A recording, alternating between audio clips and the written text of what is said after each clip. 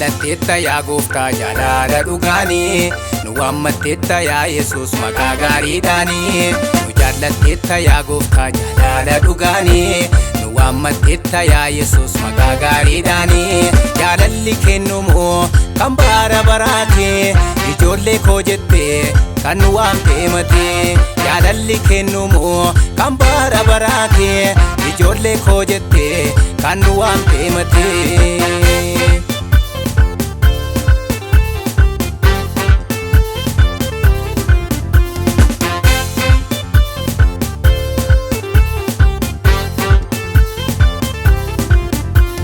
Taasin waame bakkee badisaati dukkaanicha keessa as gaara ifaatti dhugaan jaalala kee har'a nuuf ta'eera ulfaadhu yaa Yesuus nu siin fayyinirra dhugaan jaalala kee har'a nuuf ta'eera ulfaadhu yaa Yesuus nu siin fayyinirra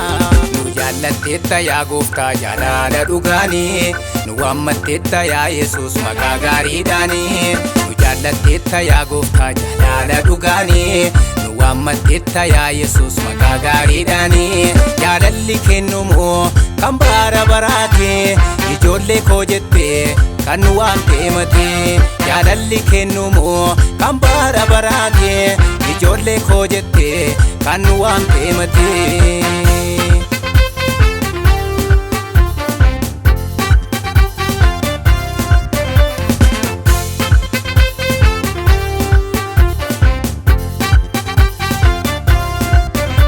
Baricha dukkana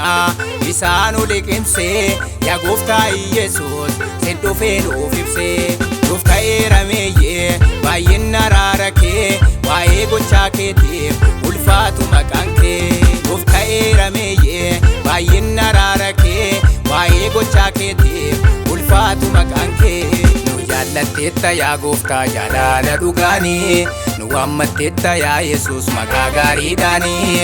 jaallatteetta yaa gooftaa jaalala dhugaanii nu waammatteetta yaa Yesuus maqaa gaariidhaanii jaalalli kennumoo kan bara baraatee ijoollee koo jettee kan nu waamtee matee jaalalli kennumoo kan bara baraatee ijoollee koo jettee kan nu waamtee matee.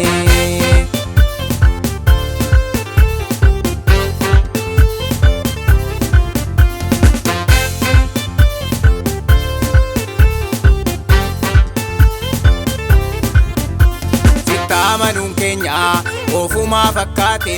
warraas hin beeknetti ta'ee yoo mul'ate dhoksaa kee beekuudhaan nu too abdii qabna yaa gooftaa Yesuus nu sooma abdanna dhoksaa kee beekuudhaan nu too abdii qabna yaa gooftaa Yesuus nu sooma abdanna